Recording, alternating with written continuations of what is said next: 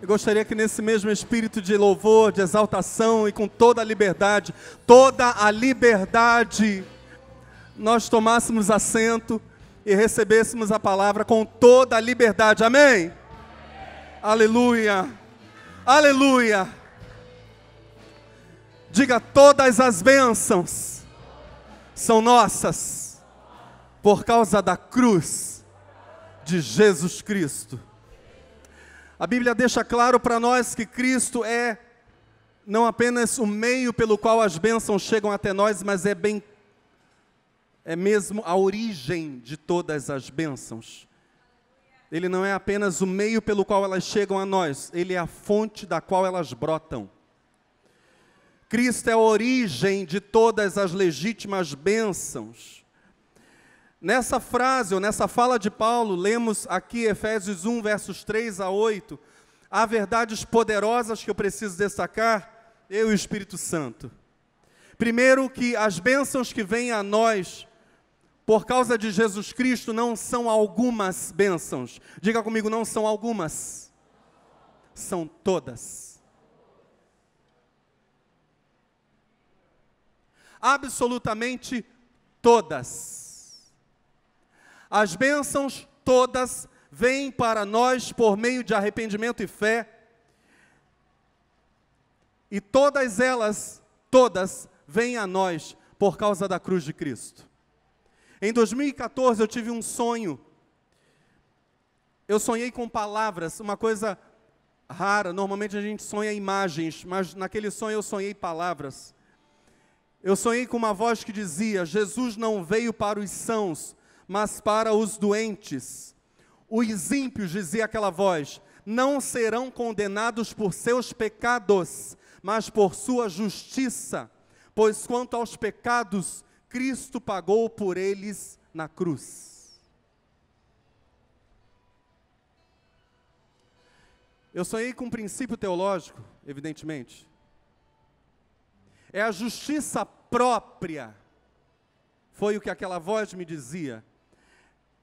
Ou a voz com a qual eu sonhava em 2014 dizia: é a justiça própria que impede os ímpios de receberem o perdão conquistado por Cristo, de acordo com o plano eterno do Pai, conquistado por Cristo na cruz do Calvário. A justiça própria, dizia aquela voz, os condenará. No dizer de Cristo, em João capítulo 8, verso 24, por isso vos disse que morrereis em vossos pecados, porque se não crerdes que eu sou, morrereis em vossos pecados. E disse-lhe Jesus: se fosseis cegos, não teríeis pecado, mas como agora dizeis, vemos, por isso o vosso pecado permanece. O grande problema no dizer de Jesus é o homem achar que por mérito próprio conquistará algo no reino de Deus. Não há mérito próprio que conquiste coisa alguma. Todas as bênçãos vêm a nós por causa da cruz de Cristo. Não há merecimento da nossa parte, justamente o contrário. Todas as bênçãos demonstram o quanto Deus nos ama, o quanto Ele é bom para conosco, e o quanto nós não as merecemos. Todas elas chegam a nós preenchendo a lacuna que os pecados que entraram no mundo e afetaram a nossa vida e mudaram também o nosso próprio comportamento. Todas elas chegam a nós para preencher a lacuna que o pecado causou na existência. Deus nos perdoa porque o pecado nos fez culpados. Deus nos cura porque o pecado trouxe a doença para o mundo. Deus nos dá provisão, porque o pecado trouxe ao mundo fome e escassez. Deus nos concede o Espírito Santo. Diga comigo: Espírito Santo. Deus nos concede o Espírito Santo, porque nós perdemos a nossa identidade como filhos de Deus lá no Éden. O Espírito Santo nos é dado para reafirmar a nossa verdadeira identidade. Deus nos concede a vida eterna em Cristo Jesus, porque nossos pecados, no dizer do próprio Cristo, do próprio Deus, ao longo de toda a Escritura, os nossos próprios pecados haviam criado um abismo de eterna separação entre nós e Deus. Todas as bênçãos demonstram o amor de Deus por nós, que destrói toda a maldição. Todas as vezes no Evangelho, ou nos 4 Evangelhos, em que a doença e a fé se apresentam juntas diante de Cristo, doença e fé, diga comigo, doença e fé. Então, ao mesmo tempo que chega a enfermidade diante de Jesus, chega também diante dele a fé. Todas as vezes no Evangelho em que a doença e a fé se apresentam juntas diante de Cristo, todas as vezes houve cura. E aqui eu não me refiro apenas a curas instantâneas, mas também das curas passo a passo. O verbo terapeuonto, do grego. Em doenças que são curadas por meio de doses homeopáticas. Isso aparece particularmente no livro de Atos e no ministério do apóstolo Paulo. Curas operadas através dos apóstolos passo a passo. A cura só não se manifesta diante de Cristo, de acordo com o Novo Testamento, em casos absolutamente incomuns, onde ou não havia fé, ou, mesmo havendo fé, o Senhor queria ensinar algo completamente novo a seus filhos. Apenas em situações excepcionais, doença e fé chegam juntas diante de Jesus e não ocorre cura. Mas, de modo geral, quando essas duas coisas chegam diante do Senhor, milagres acontecem. Nos Evangelhos, todas as vezes, sempre, em que a escassez pediu socorro a Cristo, todas as vezes houve provisão. Por exemplo, nas bodas de Caná ou na multiplicação dos pães. Todas as vezes no Evangelho em que houve arrependimento, Cristo perdoou os pecados, como no caso da mulher pecadora que lavou os pés do Senhor, ou como no caso do ladrão crucificado que recebeu a promessa de Jesus, de naquele dia mesmo estar com ele no paraíso. Todas as vezes em que houve arrependimento, Cristo perdoou. E Jesus garante que em todas as vezes em que pedimos o Espírito Santo, Ele nos responderá, como fez no Pentecostes, o seu Espírito será derramado todas as vezes que clamarmos. Se vós, sendo maus, sabeis dar boas dádivas a vossos filhos, diz o Senhor, quanto mais o Pai Celestial dará. Ele dará o Espírito Santo a quem pedir. Deus prometeu que reedificaria a tenda caída de Davi. Em Atos capítulo 15, os apóstolos vão conversar sobre isso no Concílio de Jerusalém, versos 7 a 9, e também os versos 13 a 17. E havendo grande contenda, levantou-se Pedro e disse-lhes, homens e irmãos, bem sabeis que já há muito tempo Deus me elegeu dentre nós para que os gentios, ou seja, os não-judeus, ouvissem da minha boca a palavra do Evangelho e crescem. E Deus, que conhece os corações, lhes deu testemunho, dando-lhes o Espírito Santo. Assim como também a nós. E não fez diferença alguma entre eles, não judeus, ou seja, gentios, e nós, judeus, purificando os seus corações pela fé. E não fez diferença alguma entre eles e nós, diz Pedro. E havendo-se eles calado, tomou Tiago a palavra, Tiago, pastor da igreja de Jerusalém, irmão carnal de Cristo, dizendo, homens, irmãos, ouvi-me. Simão, o nome legítimo de Pedro, Pedro é nome, vocês sabem, dado por Jesus para ele, Simão. O nome original dele é Simão.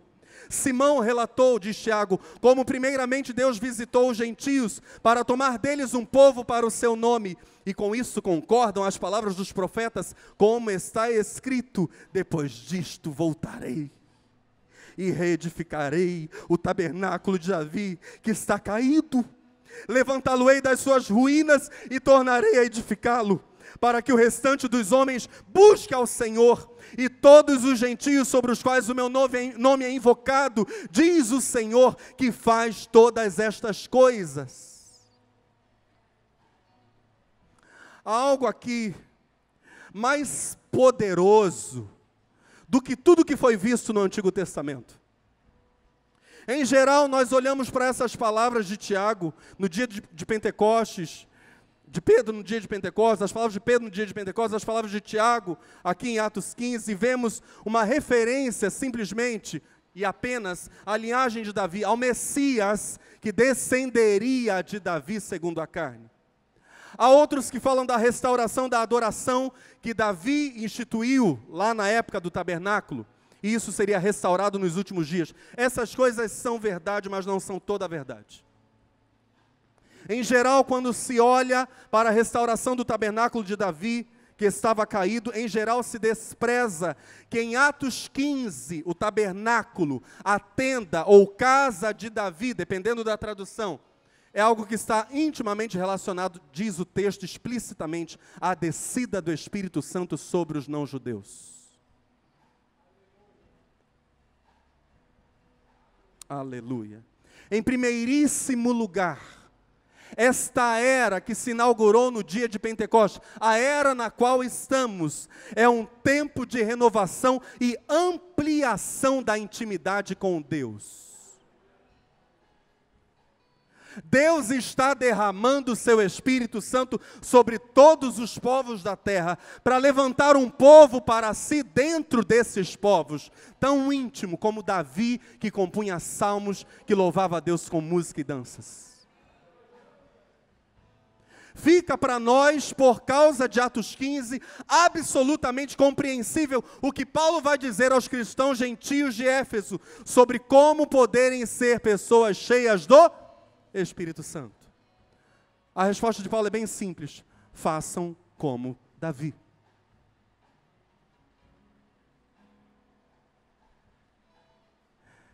É isso que o Espírito Santo está dizendo por boca de Tiago, lá em Atos 15. E é isso que Paulo vai dizer em Efésios capítulo 5, verso 19. Façam como Davi, em outras palavras. Falem entre vocês em salmos. Alguém aqui conhece o maior salmista da Escritura que Davi? Falem entre vocês em salmos, falem entre vocês em hinos, em cânticos espirituais, louvem ao Senhor com graça nos seus corações, sejam buscadores de Deus, adoradores de Deus, tenham um coração adorador e íntimo e apaixonado e embevecido, como o coração do grande salmista Davi.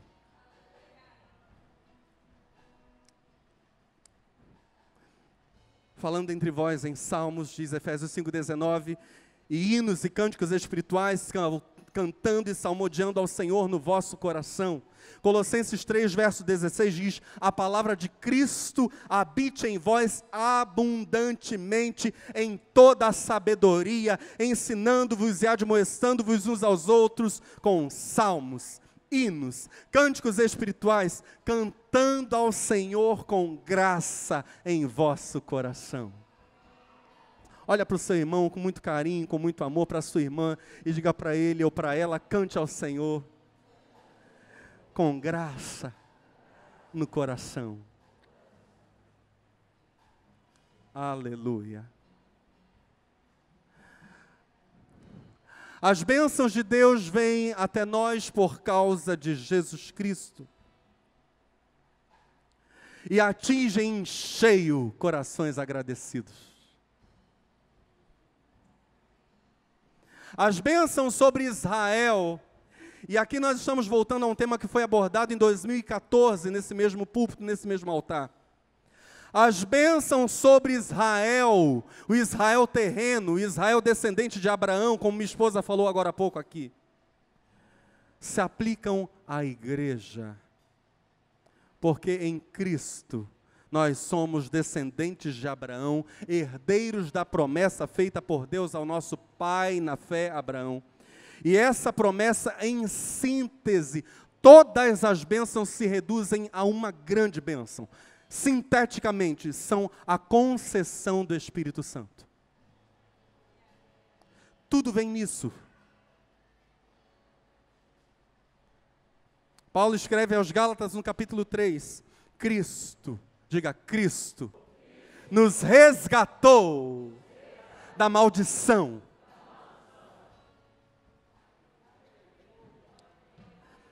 Paulo escreve aos Gálatas no capítulo 3, Cristo nos resgatou da maldição da lei, fazendo-se maldição por nós.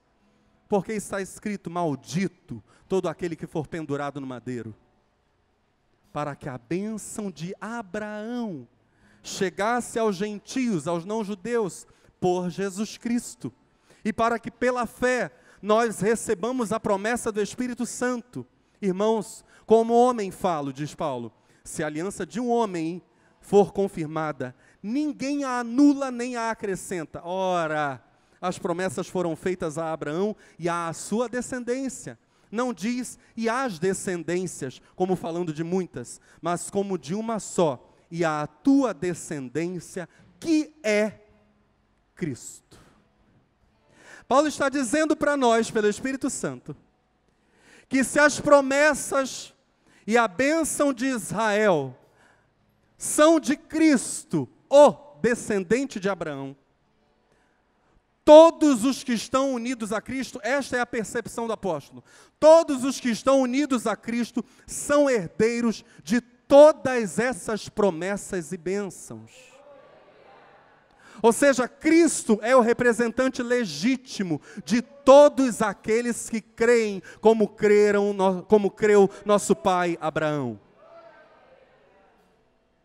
Em sua união com Cristo, a igreja recebe a bênção de Abraão. Em sua união com Cristo, diz Paulo, a igreja se torna o Israel de Deus. Uma realidade mais profunda ainda que o Israel segundo a carne. E Paulo vai dizer, novamente isso aos Gálatas, no final da carta, no verso 16 do capítulo 6, a todos quantos andarem conforme esta regra, paz e misericórdia sobre eles, sobre o Israel de Deus. É verdade que hoje há judeus que estão se entregando a Cristo, isso já foi abordado em mensagem algum tempo atrás aqui neste altar. É verdade que o Israel terreno, muitos dentre o Israel terreno estão se entregando a Cristo, e já surgiu, desde a década de 40, um movimento chamado judeus messiânicos. Mas também é verdade que promessas e bênçãos já estão se cumprindo no Israel espiritual, que é a igreja de Jesus Cristo, a verdadeira descendência de Abraão pela fé em Cristo Jesus. E isso nos leva a uma bênção. De novo retornamos a esse ponto e precisamos entrar 2018 daqui a pouco com isso em mente. Aquilo que Deus, por meio de Moisés, falou a respeito de Israel, falou ao Israel terreno por serem eles filhos de Abraão. Aquelas bênçãos literais para o Israel literal são poderosas bênçãos espirituais para o Israel espiritual, que é a igreja de Jesus. A diferença é que o Israel terreno estava dividido em 12 tribos, e a igreja não tem tribos. Ou tem? Talvez as tribos urbanas, talvez as muitas línguas, as muitas nações e tribos que aparecem diante do trono. As bênçãos sobre o Israel terreno por causa da representação de Cristo na cruz.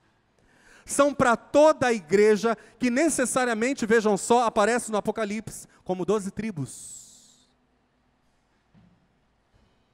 Para deixar claro para nós, por exemplo, que todas as palavras de bênção sobre as tribos terrenas do Israel terreno são palavras de bênção para a igreja agora.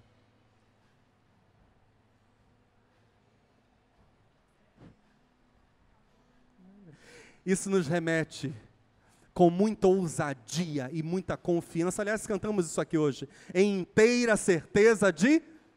Isso nos remete com muita ousadia, com muita confiança, de novo, à bênção de Moisés sobre Israel, mais do que nunca entendendo o que é bênção da igreja.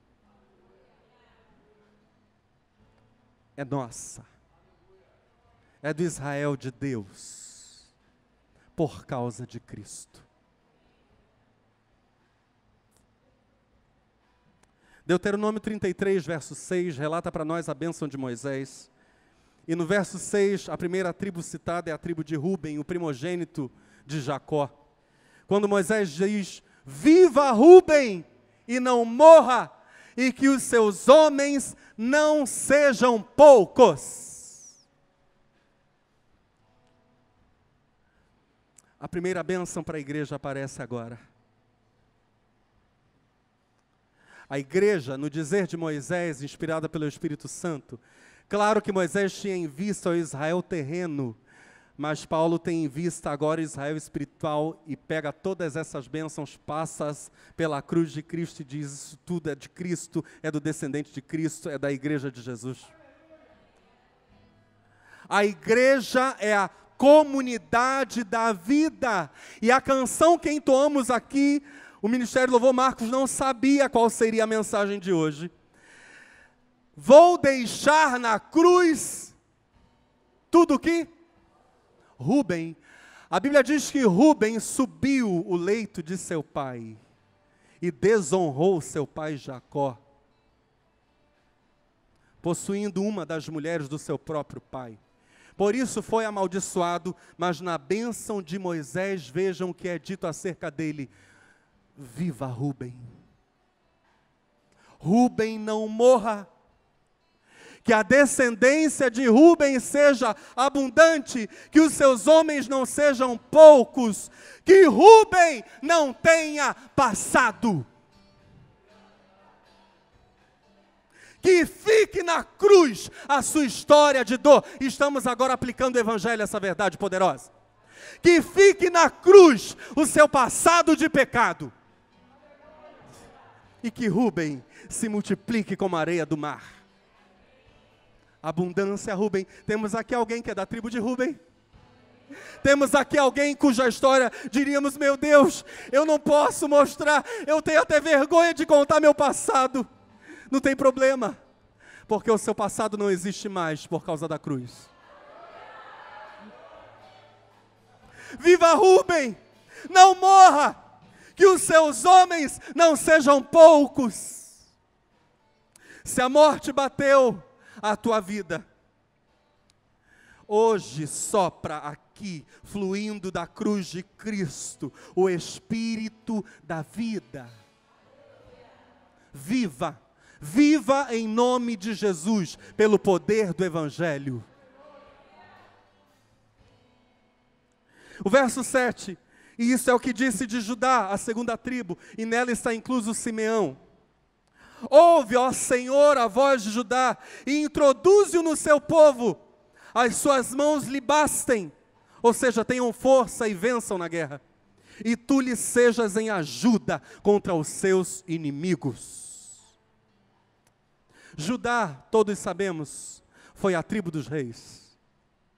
Jesus é o leão da tribo de Judá. Judá é a tribo dos líderes terrenos, do Israel terreno. Se Judá tivesse que representar algo específico no mundo espiritual, Judá seria a tribo dos líderes. Judá seria a referência a todos aqueles que de algum modo exercem liderança no reino de Deus. Há uma poderosa promessa aqui.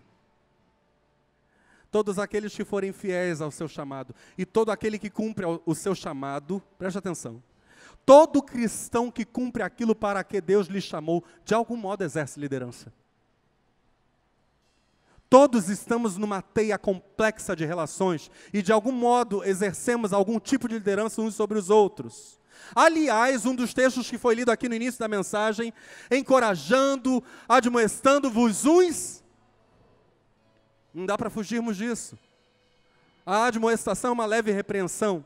Todos vocês estão de algum modo interagindo uns com os outros, exercendo algum tipo de liderança.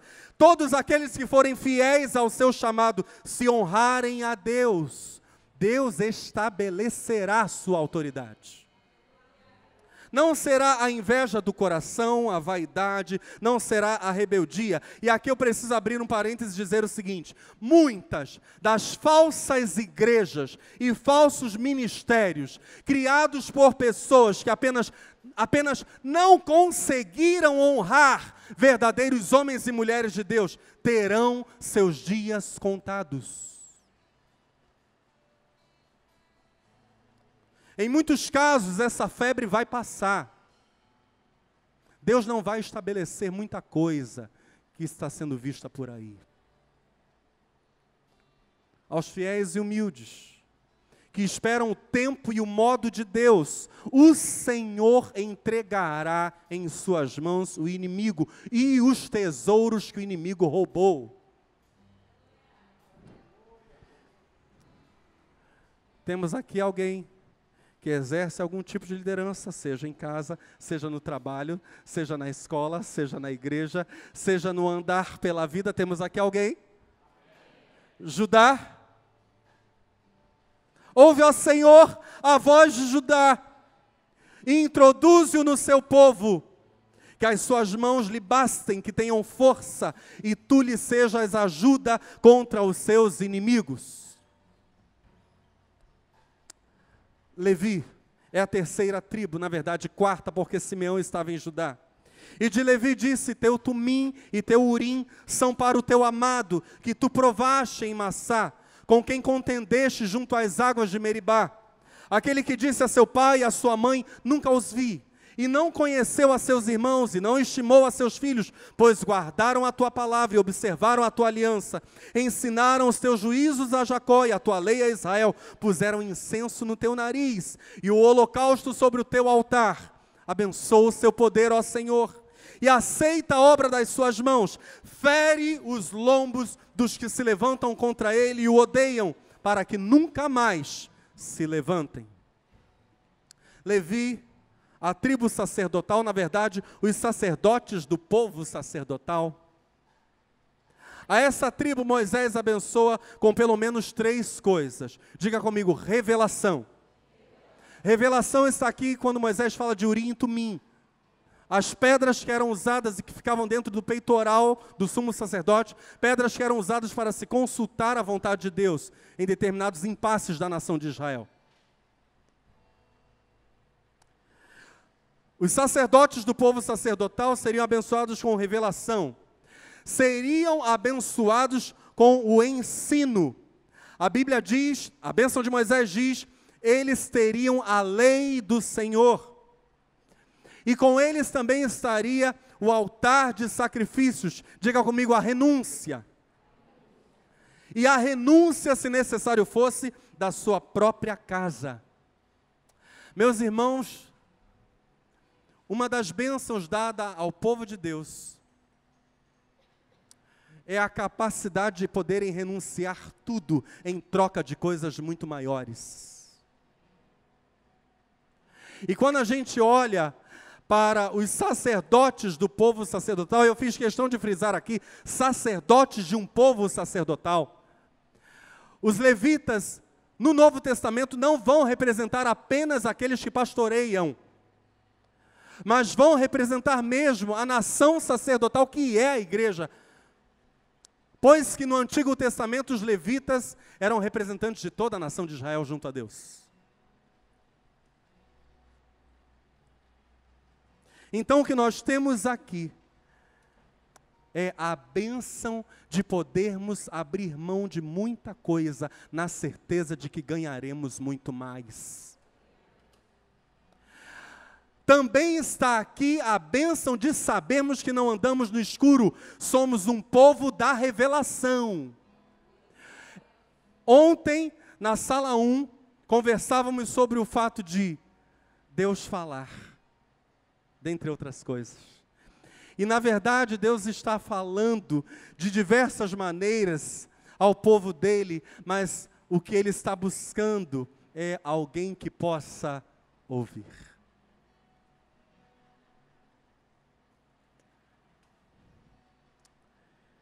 Em Gênesis 49, verso 7, Jacó tinha amaldiçoado Levi. O pai dele o amaldiçoou, porque Levi assassinou os homens de Siquém, vingando o caso lá de Diná, sua irmã, que tinha sido abusada pelos siquemitas. Em Êxodo 32, veja só, Gênesis 49, acompanhe comigo o pensamento, Gênesis 49, 7, Jacó amaldiçoa Levi por causa do assassinato dos homens de Siquém. Passa-se o tempo, Êxodo 32, versos 25 a 29, contam para nós a história de Moisés perguntando para Israel quem era a favor do Senhor que se unisse a ele contra os idólatras do meio do povo. Qual a tribo que se une a ele? A tribo de Levi. E os levitas, junto com Moisés, aniquilam rebeldes e, por causa disso, a maldição de Jacó sobre Levi é revertida e mais, é transformada em bênção. Sai da tribo de Levi uma maldição lançada em Gênesis 49, entra a bênção, e agora Moisés, servo do Senhor, está dizendo: esse é o teu amado, esse é o teu amado que amou mais a ti do que mesmo seus próprios familiares. Mas aqui está algo embutido, meus irmãos. Quantos aqui já ouviram falar de maldição familiar ou maldição hereditária? Nesse texto, a Bíblia está dizendo para nós que pelo arrependimento e confissão de fé daqueles que creem no Senhor, e agora, olhando para o Novo Testamento, entendemos isso realizado na cruz de Cristo, pelo arrependimento, a maldição familiar está removida na cruz.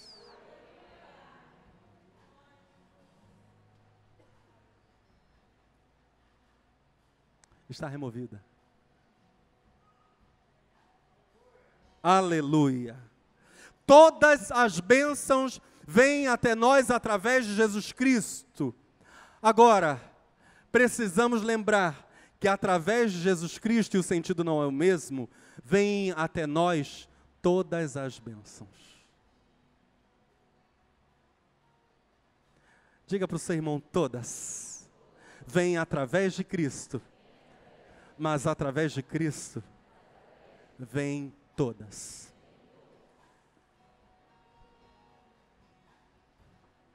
Está entendendo?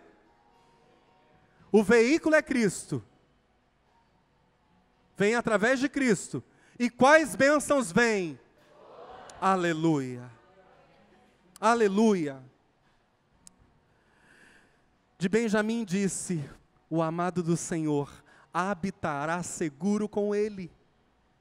Todo dia o cobrirá e morará entre os seus ombros.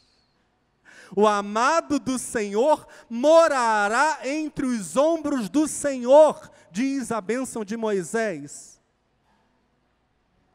Veja bem, a tribo de Benjamim possuía uma região montanhosa. Em Josué 18, o território de Benjamim aparece com pelo menos 5 montanhas. E a bênção de Moisés diz que Deus e sua tribo habitariam ou descansariam juntas. Esses ombros aqui, na literatura judaica, são os montes. Moisés está falando sobre as montanhas da tribo ou do território de Benjamim. Os ombros de Benjamim são uma parábola de Moisés, típica da sabedoria judaica.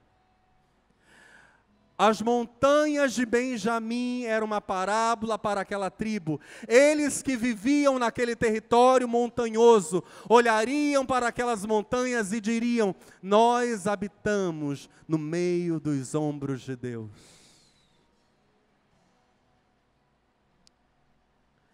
Benjamim habitaria no colo de Deus, entre seus ombros, porque a região que está entre os ombros é o colo.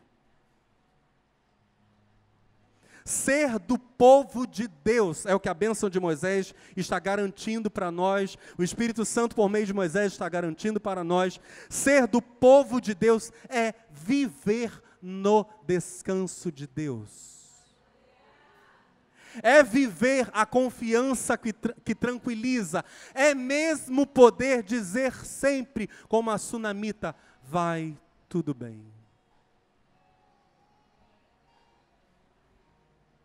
Mas por que vai tudo bem?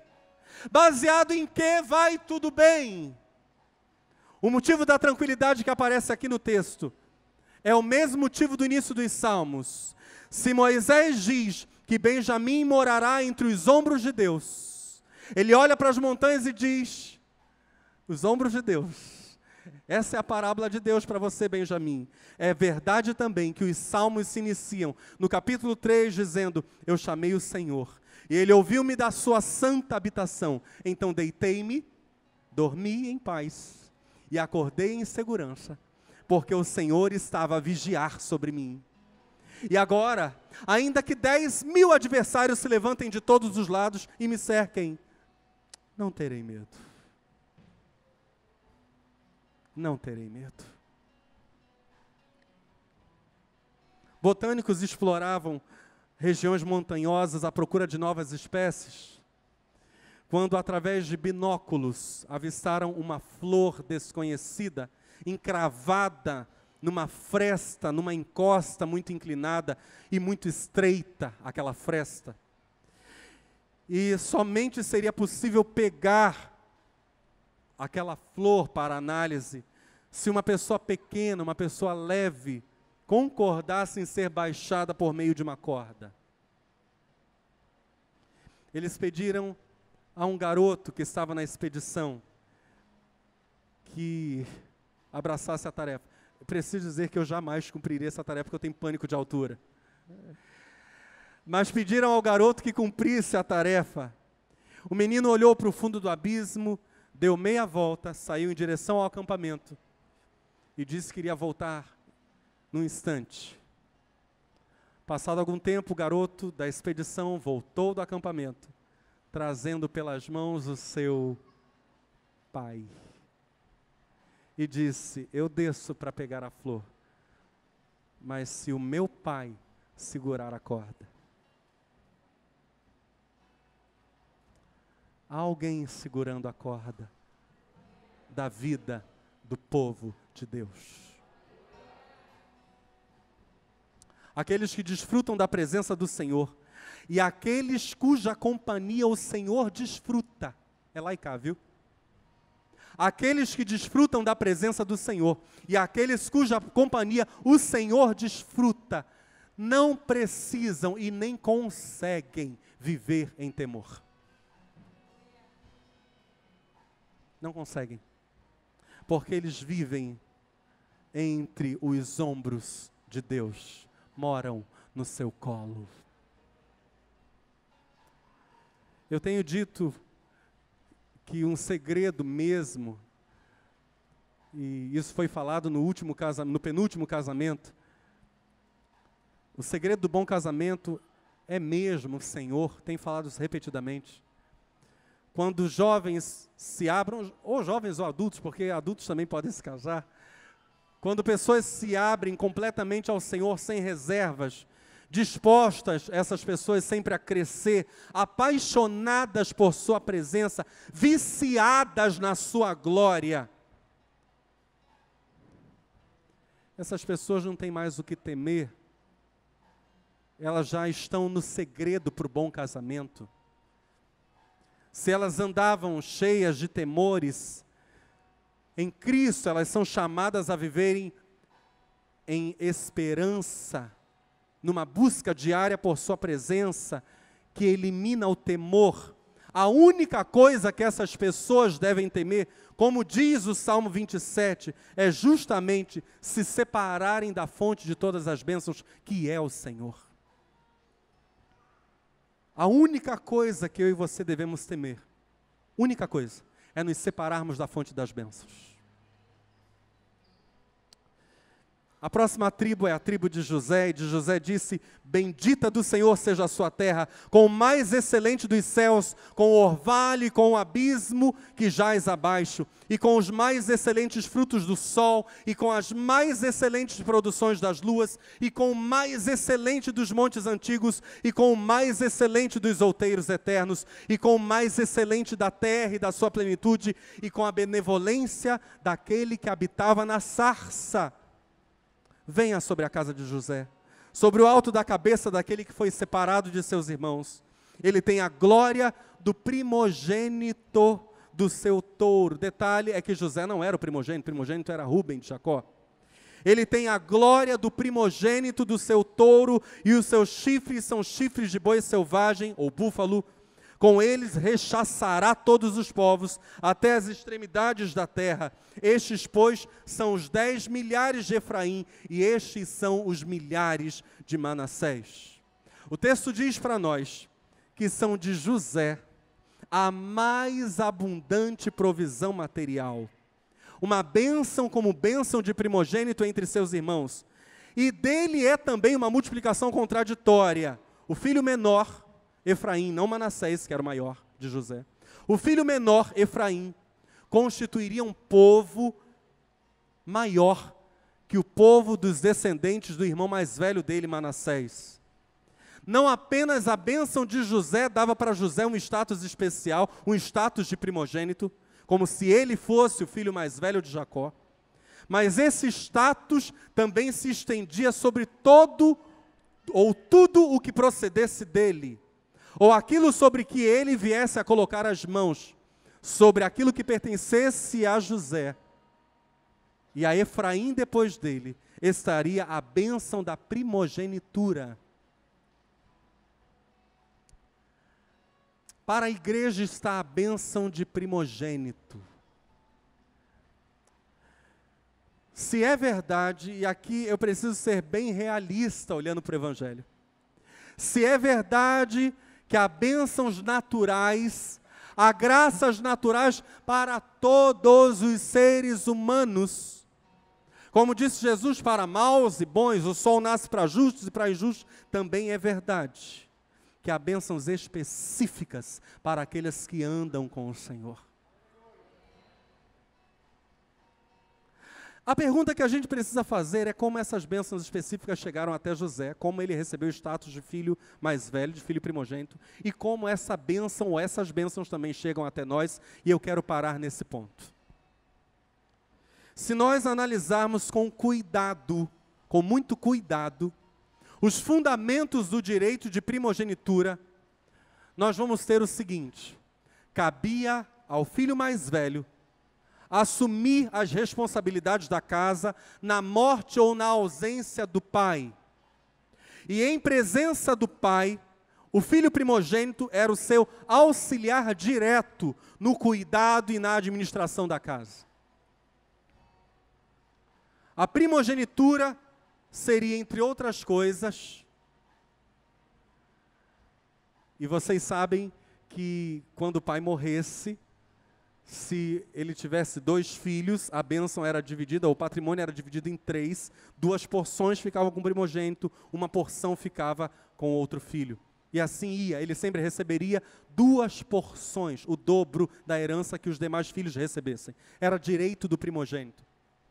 Quando a gente olha para essas responsabilidades, esse é o fundamento, quando a gente olha para essas responsabilidades do primogênito, ou seja, no caso da morte do pai, ele era quem cuidava da casa, e em presença do pai, ele era o auxiliar direto no cuidado e administração da casa.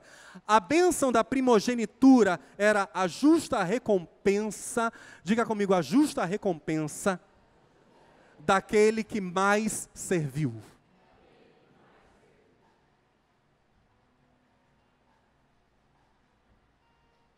Há uma questão ética envolvida aqui.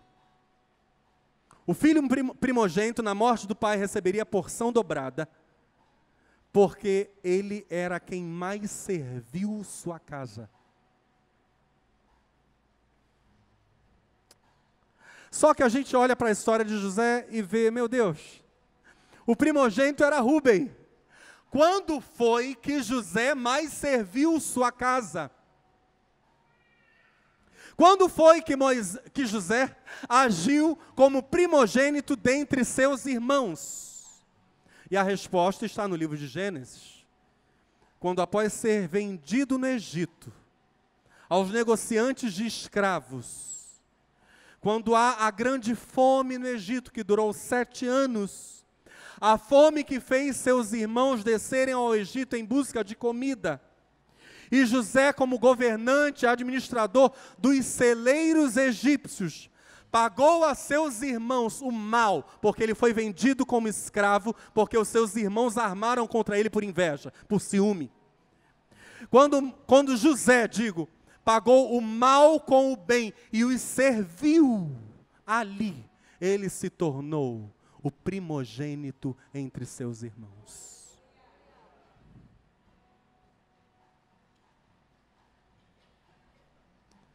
É por esse motivo que Moisés nos fala do Deus da sarça quando fala de José. Presta muita atenção nisso.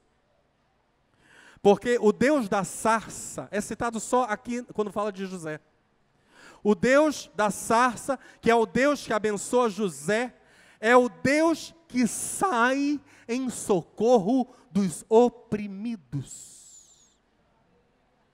É o Deus que diz: ouvi, vi e desci por causa da aflição do meu povo.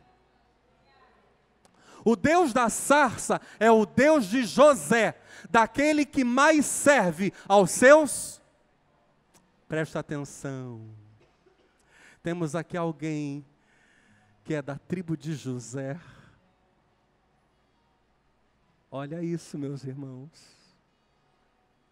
Temos aqui alguém que se propõe a ser da tribo de José. Está fraco esse amém. Eu acho que é porque vocês estão entendendo aonde a bênção de Moisés quer nos levar.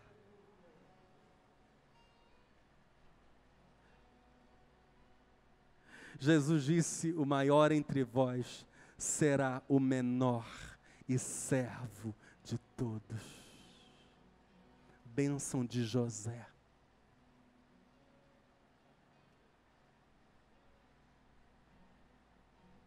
Ser igreja, no mundo que odeia a verdade, como disse Jesus, sempre será, sempre, sempre e sempre, sempre será estar disposto a retribuir com o coração cheio de amor o mal com o bem.